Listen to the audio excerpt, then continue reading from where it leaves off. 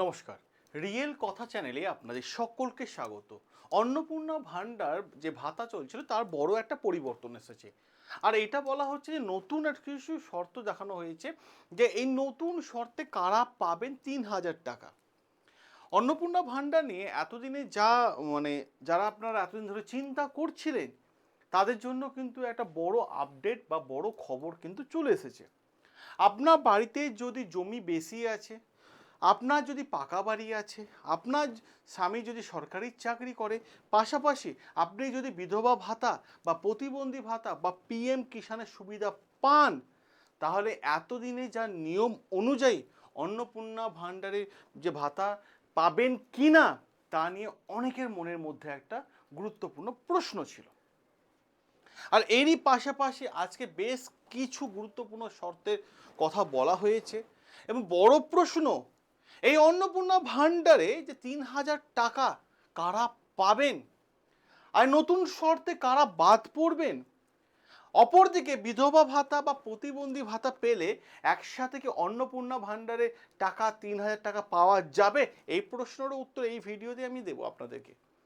এরই পাশাপাশি পিএম কিষাণে টাকাও কি এই সুবিধা পাওয়া যাবে, আরও একটা গুরুত্বপূর্ণ প্রশ্ন, প্রায় 92% মহিলা কি অন্নপূর্ণা ভাণ্ডার আওতায় আসবেন।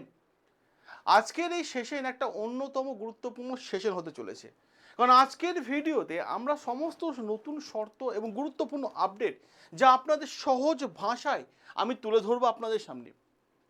তাই যারা দেখছেন ভিডিওটা, আমি রিকোয়েস্ট করব শুরু থেকে শেষ পর্যন্ত দেখুন।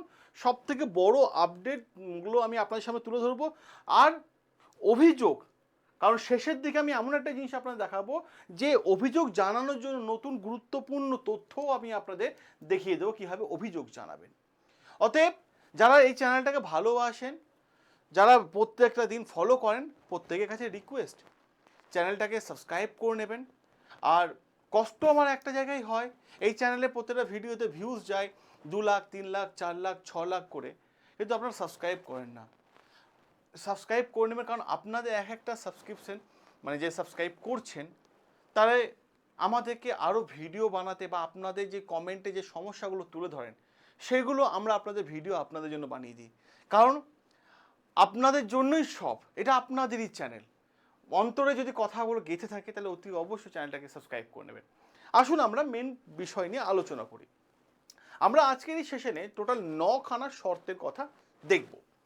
এই 9খানা শর্তের মধ্যে প্রথম যে শর্ত, ঠিক আছে, বয়স হতে হবে 25 থেকে 60 বছর বয়সে।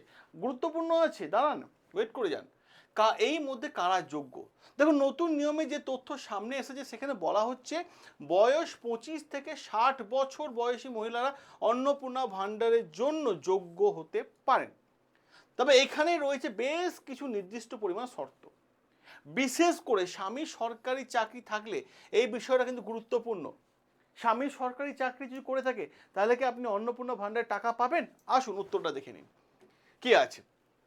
দেখুন, যদি মহিলার স্বামী স্থায়ী সরকারি চাকরিতে থাকেন বা রাজ্য সরকারের কোনো স্থায়ী সরকারি চাকরি করেন অথবা কেন্দ্রীয় সরকারের স্থায়ী চাকরি করে থাকেন, তাহলে ওই মহিলা সম্পূর্ণ অন্নপূর্ণা ভাণ্ডার সুবিধা থেকে বাদ পড়তে পারেন।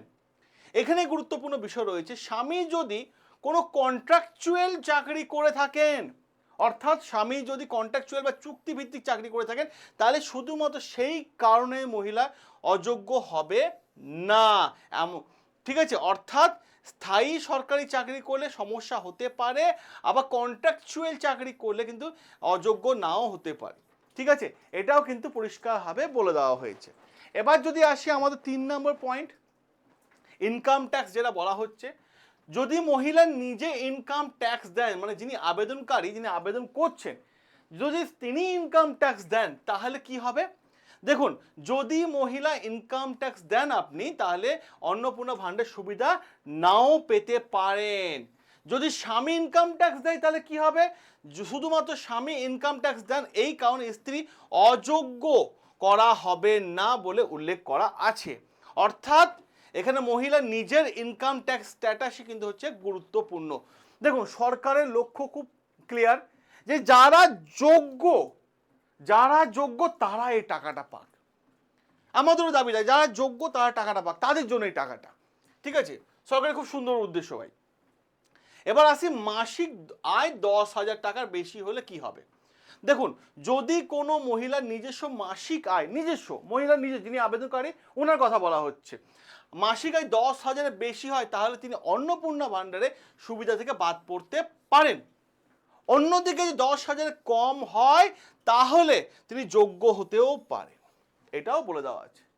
এরই পাশাপাশি যদি আমরা আরও একটা তথ্য দিই আপনাদেরকে, যদি কেউ বিধবা ভাতা পেয়ে থাকে তাহলেও কি সে 3,000 টাকা অন্নপূর্ণা ভাণ্ডারে 3,000 টাকা সে পাবেন? কি বলা হচ্ছে এখানে দেখুন, অনেক মহিলা একদিকে বিধবা ভাতা, অপরদিকে অন্যদিকে যে কোনো ভাতা সুবিধা পাচ্ছেন। নতুন নিয়মে যে সমস্ত তথ্য দেওয়া আছে সেখানে বলা হচ্ছে, যদি কোনো মহিলা বিধবা ভাতা পেয়ে থাকেন তাহলে নির্দিষ্ট ক্ষেত্রে সেই সুবিধা পরিবর্তে ওই বিধবা ভাতাটা কনভার্ট হয়ে যাবে আপনার অন্নপূর্ণা ভাণ্ডারে, সেখানে 3,000 টাকা পাবে, দেওয়া হতে পারে। এবার দেখুন, অর্থাৎ 1,000 টাকা বা 1,500 টাকা থেকে পরিবর্তে তিনি 3,000 টাকার সুবিধা পাওয়ার বিষয়ে সামনের দিকে গিয়ে কিন্তু তিনি এগিয়ে যাচ্ছেন, যেটা আমি আপনাদের বললাম। অপরদিকে অনেকে বলছেন পিএম কিষাণ পেলে কি অন্নপূর্ণা ভাণ্ডারের টাকা পাওয়া যাবে? এখানে একটা বড় সুবিধা আছে। দেখুন, পিএম কিষাণের টাকা পেলে কি অন্নপূর্ণা ভাণ্ডারে টাকা পাওয়া যাবে? নতুন তথ্য বলছে পিএম কিষাণের সুবিধা পাওয়ার জন্য নিজে অন্নপূর্ণা ভাণ্ডারে পাওয়ার পথে বাধা হবে না, বাধা হবে না। অর্থাৎ যোগ্যতা যে পূরণ করে থাকেন, যে যা যা ক্রাইটেরিয়া আছে সেগুলি থাকে, তাহলে অসুবিধা হবে না। অর্থাৎ পিএম কিষাণ প্লাস অন্নপূর্ণা ভাণ্ডার দুই প্রকল্পের সুবিধা একসঙ্গে পাওয়ার সুযোগ থাকতে পারে।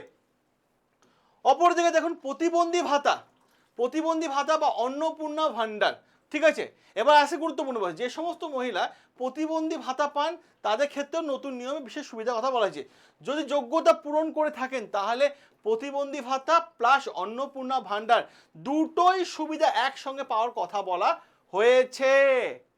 অর্থাৎ প্রতিবন্ধী ভাতা যদি 1,500 হয় তাহলে অন্নপূর্ণা ভাণ্ডার থেকেও তিনি 3,000 টাকা পাওয়া যাবে। অর্থাৎ কত পাচ্ছেন? 4,500 টাকা পর্যন্ত বিষয়টা আছে, ঠিক আছে। এটি অবশ্যই যোগ্যতা এবং সরকারি নিয়ম ওপরে নির্ভরশীল রয়েছে।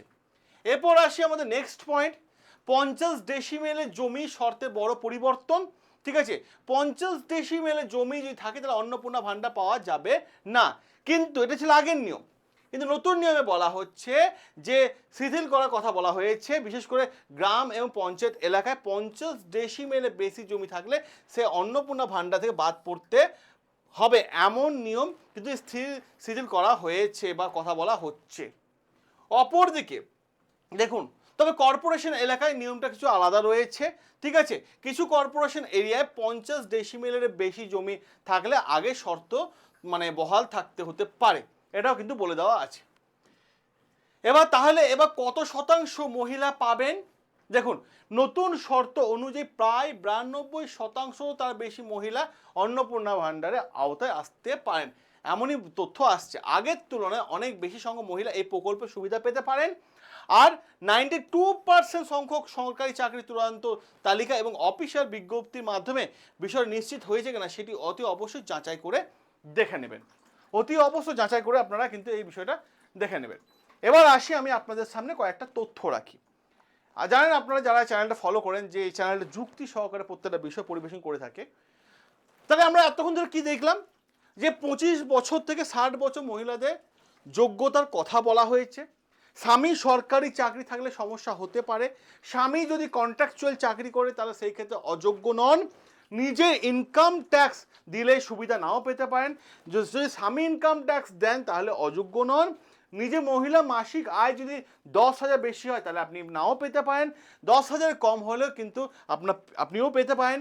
বিধবা ভাতার পরিবর্তে নির্দিষ্ট যে 3,000 টাকা ওটা কনভার্ট হয়ে যাবে অন্নপূর্ণা ভাণ্ডারে। গ্রাম ও পৌরসভা এলাকায় কিছু শর্ত শিথিল করা হয়েছে। কর্পোরেশন শহর এলাকায় আলাদা কিছু নিয়ম জারি করা হতে পারে। আর যোগ্য হয়েও টাকা না আসলে, ঠিক আছে, তাহলে পোর্টালে অভিযোগ জানাতে হতে পারে। এবার পোর্টাল কীভাবে, কমপ্লেন পোর্টাল। এবার দেখুন গুরুত্বপূর্ণ আপডেট, যদি আপনি মনে করেন আপনি যোগ্য কিন্তু অন্নপূর্ণা টাকা আপনি পাচ্ছেন না, তাহলে এই অভিযোগ জানানোর জন্য কমপ্লেন পোর্টাল চালু করার কথা বলা হচ্ছে। আবার উল্টো দিকে কেউ অযোগ্য হয়ে সুবিধা পেয়ে থাকে তাহলে সেই বিষয়ে অভিযোগ জানানোর কথা বলা হচ্ছে।